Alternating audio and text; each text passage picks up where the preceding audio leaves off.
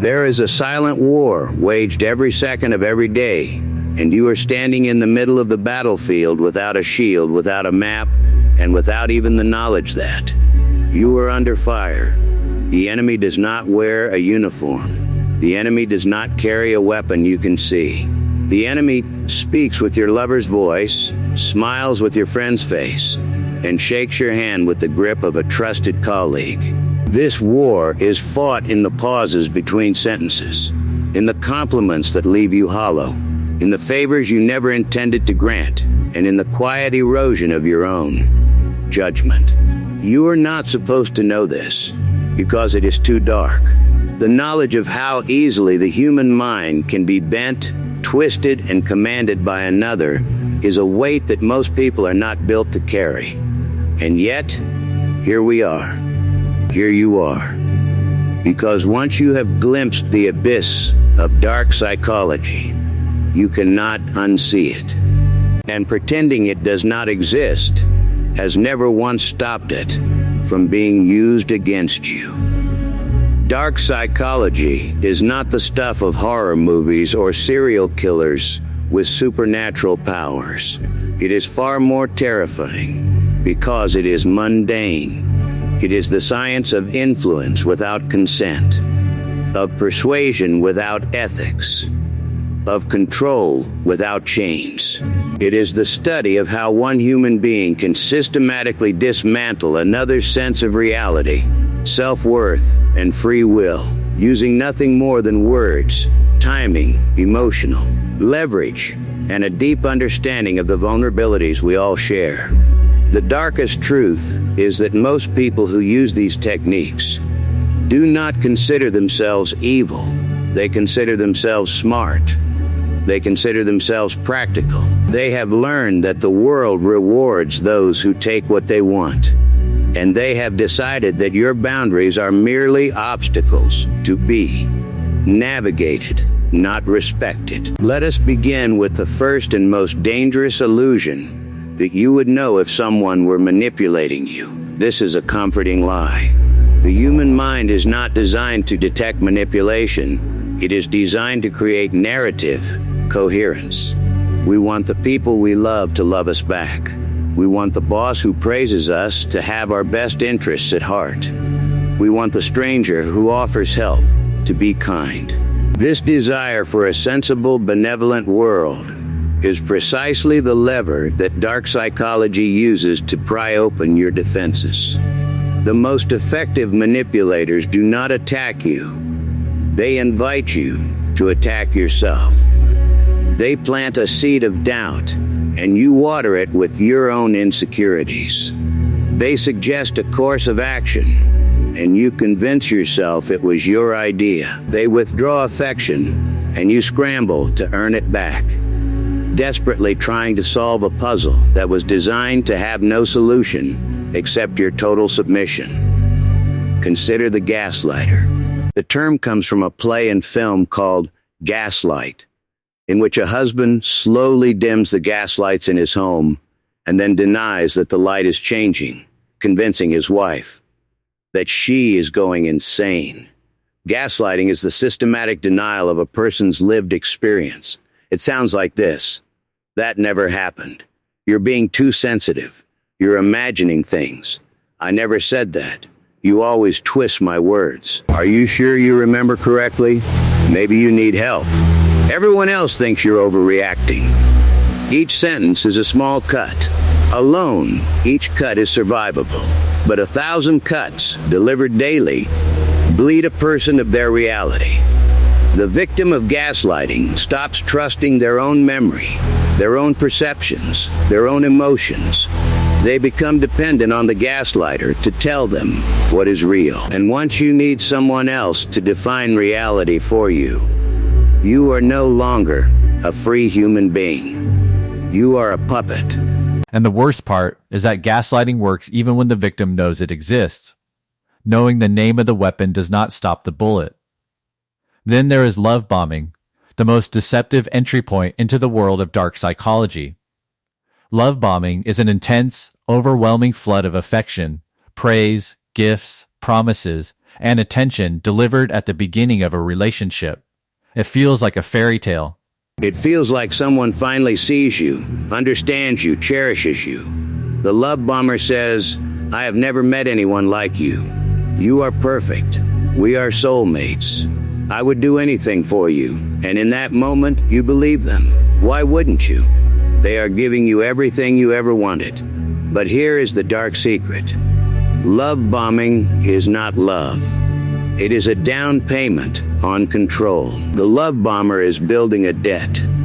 They are creating a version of reality so intoxicating that when they later withdraw that affection, the contrast is devastating. The warmth becomes cold silence. The constant texts become days of ignoring you. The praise becomes subtle criticism. And you, starving for the bliss you once had, will do anything to get it back. You will abandon your friends, change your beliefs, give away your money, forgive betrayals you swore you never would. You will betray yourself, and you will call it love. That is the genius of dark psychology. It makes you complicit in your own undoing. We must speak of the triad of toxic manipulation, narcissism, Machiavellianism, and psychopathy. These three personality traits, collectively known as the Dark Triad, are the engine of most manipulative behavior. The narcissist needs your admiration. They cannot survive without a mirror that reflects back their own greatness. To keep that mirror polished, they will devalue you, compare you to others, and explode with rage when you fail to worship them properly.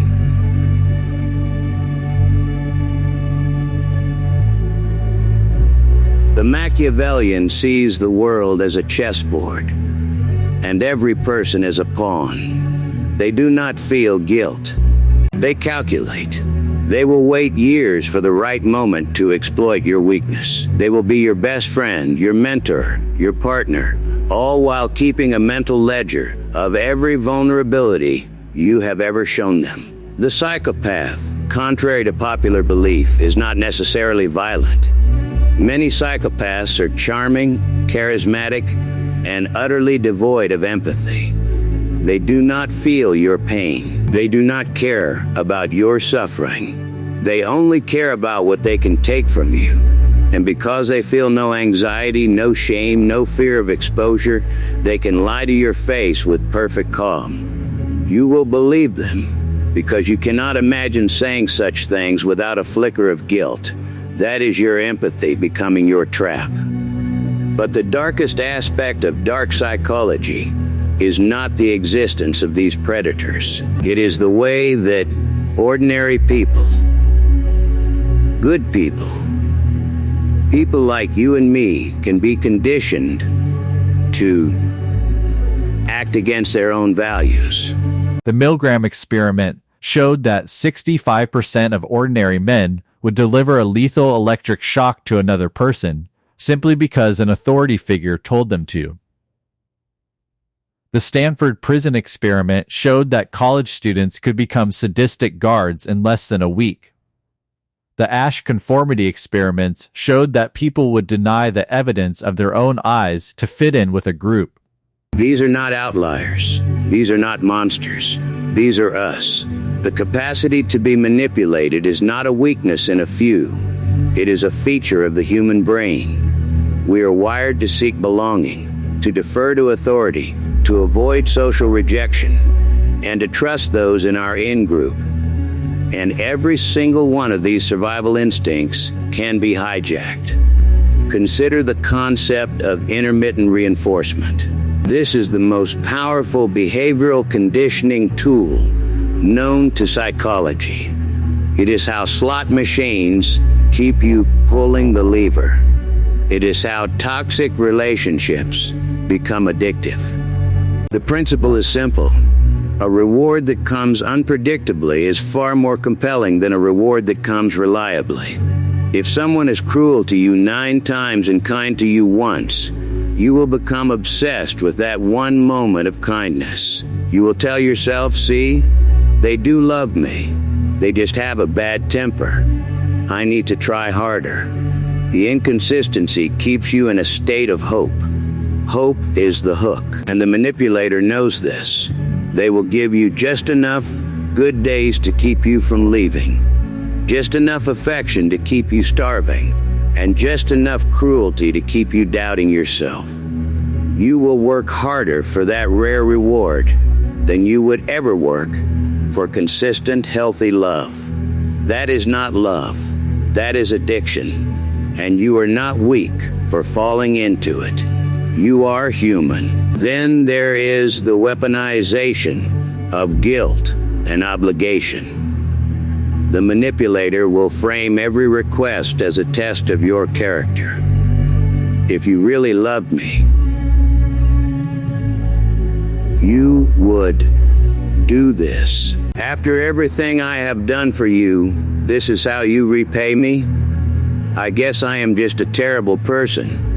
Go ahead, leave me like everyone else does. These are not genuine statements of feeling. They are tactical moves designed to place you in a position where saying no makes you the villain. You are not making a choice. You are being cornered. Your empathy becomes their ammunition. They know that you do not want to be the bad guy. They know that you will swallow your own needs, ignore your own boundaries, and sacrifice your own well-being to avoid the discomfort of disappointing someone. And they are counting on it. We also must discuss the dark art of social proof and manufactured consensus. If a manipulator wants you to do something, they will often create the appearance that everyone else is already doing it. They will bring in a third party who agrees with them, real or fabricated. They will say, everyone thinks so. Nobody else has a problem with this. You are the only one complaining. The human mind is deeply susceptible to the perceived will of the majority. We would rather be wrong with the crowd than right alone. The manipulator knows this. They will isolate you from your actual social supports, then present themselves as the voice of reason, the voice of the group, the voice of sanity. And you, cut off from your friends, cut off from your family, cut off from any external check on reality, will begin to believe that you are the problem. You are not. You have been strategically isolated precisely so that you would believe that. And then there is the darkest manipulation of all, the manipulation of your perception of time. A skilled manipulator will rush you. Decide now, or the offer is gone. If you do not answer in the next 5 minutes, I will know you do not care. We do not have time to think this through. They create false urgency because they know that under time pressure, your brain defaults to heuristics and emotional responses rather than careful reasoning. They want you exhausted. They want you confused. They want you to stop asking questions. Every moment you spend trying to understand what is happening is a moment they might lose control. So they keep you busy. They keep you in crisis mode. They keep you reactive rather than reflective. A manipulated person is a tired person. A person who has time to think, to consult others, to sleep on a decision is a dangerous person to a manipulator. That is why they will never give you time. We have to talk about the lies we tell ourselves that make us vulnerable. The first lie is I am too smart to be manipulated. Intelligence does not protect you. In fact, highly intelligent people are often easier to manipulate because they can construct elaborate justifications for the manipulator's behavior. You will explain it away. You will intellectualize it. You will say they have a difficult childhood, or they are under a lot of stress, or every relationship has problems. Your intelligence becomes a prison. because you use it to rationalize your own exploitation. The second lie is, it will get better. No, it will not. The pattern you see in the first month is the pattern you will see in the 10th year. People do not change because you love them enough. People change when they want to change, and manipulators do not want to change because manipulation works for them. The third lie is, if I just explain how I feel, they will understand. They already understand. That is the problem. They understand exactly how you feel, and they are using that information to control you. Your feelings are not a mystery to be solved. They are a map to your vulnerabilities. And the manipulator has been reading that map since day one. So what do you do with this knowledge? Having told you that you are not supposed to know this because it is too dark, I will not leave you in the darkness without a match. Knowledge is not the poison. Ignorance is the poison. You can protect yourself, but only if you are willing to see clearly. First, trust your discomfort, that knot in your stomach, that feeling that something is wrong even when you cannot name it. That is your nervous system trying to warn you. Your body knows before your mind does. Learn to listen to it. Second, test reality. Talk to people outside the situation. If you find yourself hiding the details of a relationship or an interaction because you know others would be alarmed, that is a giant red flag. Secrecy is the manipulator's best friend. Shine light on the situation. Third, slow down. Any decision that cannot wait 24 hours is probably a decision you should not make. Give yourself time to think, to feel, to consult your own values. Fourth, set a boundary and watch what happens. The single most reliable way to identify a manipulator is to say no to something small and observe their reaction. A healthy person will accept your no, even if they are disappointed. A manipulator will punish you, guilt you, argue with you, or escalate. Their response to your boundary tells you everything you need to know. Fifth, and most importantly, accept that some people are not capable of authentic love or respect. This is a devastating truth. We want to believe that everyone has a good heart underneath, but the evidence of dark psychology tells us otherwise. There are people for whom other human beings are objects to be used. There is no amount of your love, your patience, your forgiveness, or your sacrifice that will turn them into something else. You cannot fix them. You can only leave. And leaving is not failure. Leaving is the bravest thing you will ever do. You are not supposed to know this because it is too dark. It is too dark to know that the person who whispers sweet promises in your ear may be calculating your weaknesses. It is too dark to know that the parent who withholds affection is not moody, but methodical.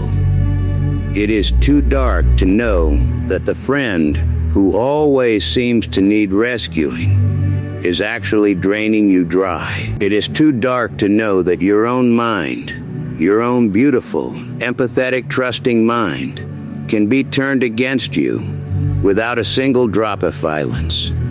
But you know now. And knowing is a burden. Yes, it is a weight. You will see manipulation where you once saw only confusion. You will feel the cold mechanics beneath warm gestures. You will lose the innocence of believing that everyone is playing the same fair game you are. But you will also gain something invaluable. Freedom. The freedom to see clearly. The freedom to choose who has access to your heart. The freedom to walk away before the chains close around your wrists. The darkness of this knowledge is real, but the darkness of living a life that is not your own, of waking up one day and realizing you have been a puppet for years, of looking in the mirror and not recognizing the person staring back because someone else has been writing your script. The darkness is far, far worse. So carry this weight. Let it make you strong. Let it make you watchful. Let it make you kind, but not weak. Trusting, but not blind. Open, but not defenseless. You are not supposed to know this, but now you do. And you will never be a victim again.